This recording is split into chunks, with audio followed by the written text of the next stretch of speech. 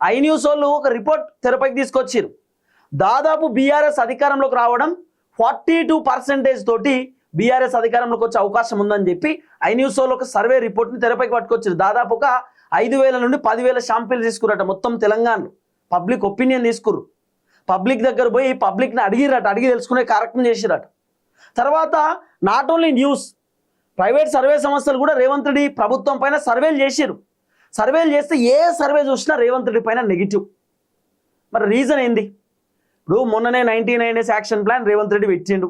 99 రోజులలో ప్రజా సమస్యలు మొత్తం కూడా పరిష్కారం చేస్తాం, ప్రజలకు ఏ సమస్యలు ఉన్నా ఒక దరఖాస్తు పేపర్ మాకు ఇవ్వండి, ఆ పేపర్ చదువుతాం, మొత్తం సమస్యలకు మేము ఫుల్ స్టాప్ పెడతామని చెప్పి రేవంత్ రెడ్డి చెప్పినటువంటి డైలాగులు. మంత్రులు నియోజకవర్గాలలో తిరిగిర్రు, ఎమ్మెల్యేలు నియోజకవర్గాలలో తిరిగిర్రు, ప్రజా సమస్యలు స్వీకరించిర్రు, ప్రజలకు మంచి చేస్తామని చెప్పి డైలాగులు కొట్టిర్రు.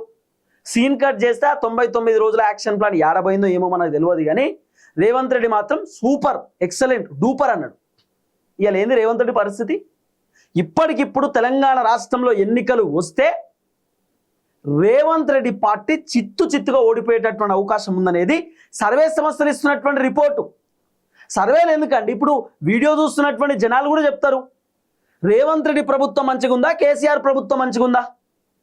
రేవంత్ రెడ్డి పరిపాలన మంచిగా ఉందా, కేసీఆర్ పరిపాలన మంచిగా ఉందా?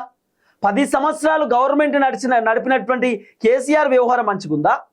దాదాపు 2.5 సంవత్సరాలు రేవంత్ రెడ్డి గవర్నమెంట్ నడిచినటువంటి రేవంత్ రెడ్డి వ్యవహారం మంచిగా ఉందా?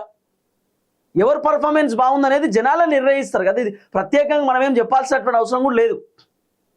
కానీ సర్వే సంస్థలలో వస్తున్నటువంటి రిపోర్ట్ ప్రకారం రేవంత్ రెడ్డి ప్రభుత్వం పైన కొన్ని సర్వే సంస్థలు చేసినటువంటి సర్వేల ప్రకారం చూస్తే ఇప్పటికిప్పుడు తెలంగాణ రాష్ట్రంలో ఎన్నికలు వస్తే సుమారు 83 సీట్లతోటి బీఆర్ఎస్ పార్టీ అధికారంలోకి వచ్చేటటువంటి అవకాశం ఉందనేది సర్వేలు ఇస్తున్నటువంటి రిపోర్ట్, సర్వే చేసేటటువంటి సంస్థలు ఇస్తున్నటువంటి రిపోర్ట్.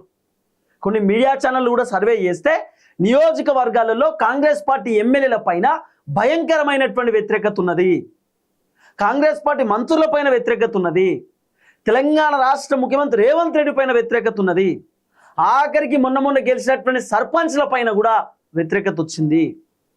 రేవంత్ రెడ్డి పైన వ్యతిరేకత రావడానికి ముఖ్యమైనటువంటి కారణాలు జనాలకే తెలుసు, ప్రత్యేకంగా నేను చెప్పాను.